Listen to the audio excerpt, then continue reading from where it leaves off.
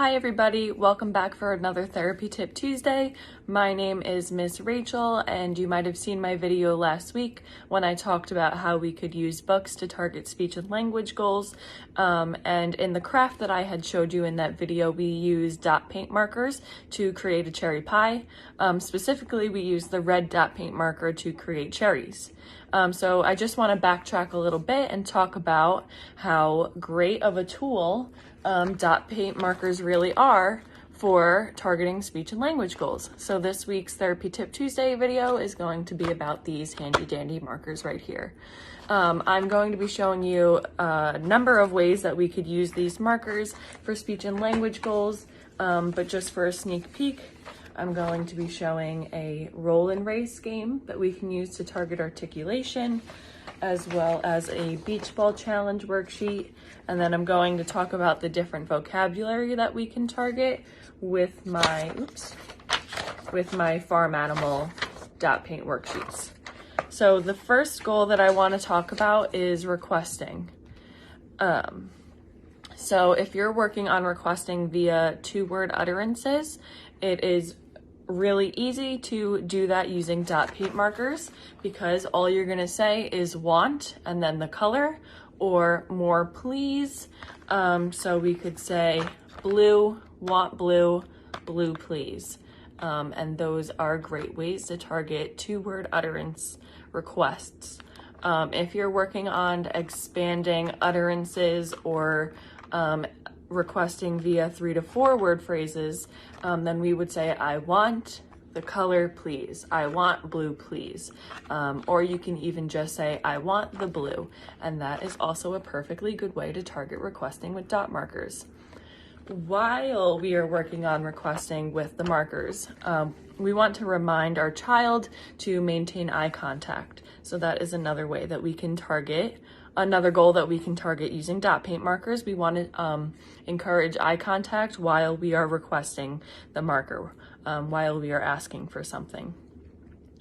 We can also target following directions. So for example, using my beach ball challenge worksheet, you can target following directions by saying, first, paint in 5 green beach balls, then paint in 3 yellow beach balls. And that way you're still targeting following directions by giving that first, then structure. And you can do that for any color, and you can do it for as many beach balls as you want, and it doesn't have to be this worksheet. This is just an idea that I'm giving. I got this off of Google. It is actually by Peachy Speechy, and Peachy Speechy has a lot of great things, especially for dot paint. I printed another one. There was an ice cream challenge. So in the hot summer, if you want to do something fun with ice cream, this is another way to tie that in.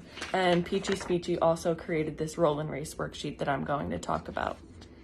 Another way to target following directions as well as sequencing is by incorporating a repetitive sequence for every time that we make a mark with the marker. So we would want to say, first, shake the paint, then open the paint, and then paint.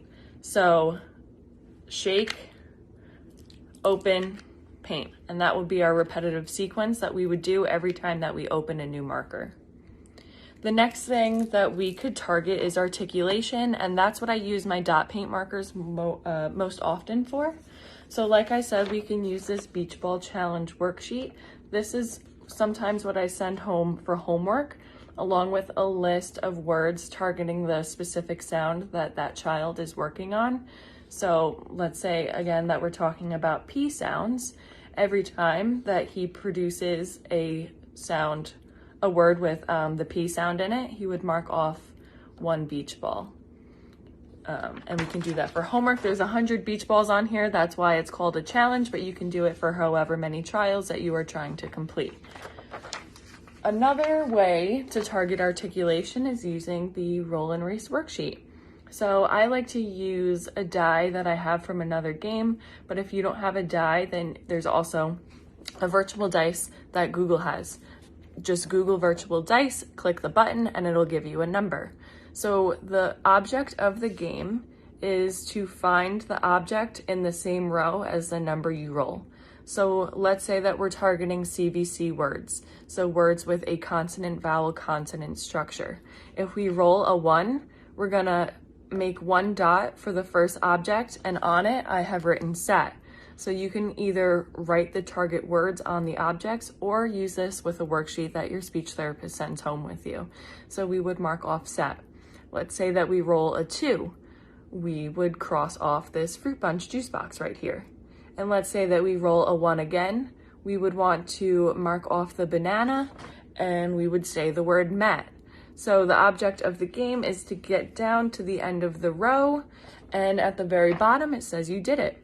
So that's just another interactive way, a more interactive way that we can use dot paint to target articulation. So not only can we use dot paint markers to just color in fun pictures, we can also use it to target vocabulary. So I printed out farm animals. That's one type of vocabulary that we can target.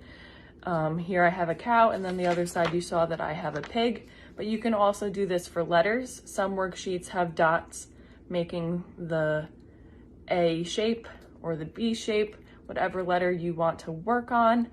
You can do this for holidays. I have different themed worksheets, seasons, whatever it is. I've seen a sun, I've seen a sandcastle, so that would be super fun to target for the summer. You can just talk about the different vocabulary. You can also target adjectives by talking about what the animal sounds like, where the animal lives, and what color they are, and then just make a dot every time that you talk about it. So these just are a few of my favorite ways to use dot paint markers in speech and language therapy. That is my therapy tip for today. I will talk to you next week when I give next week's Therapy Tip Tuesday. Thanks. Have a good week.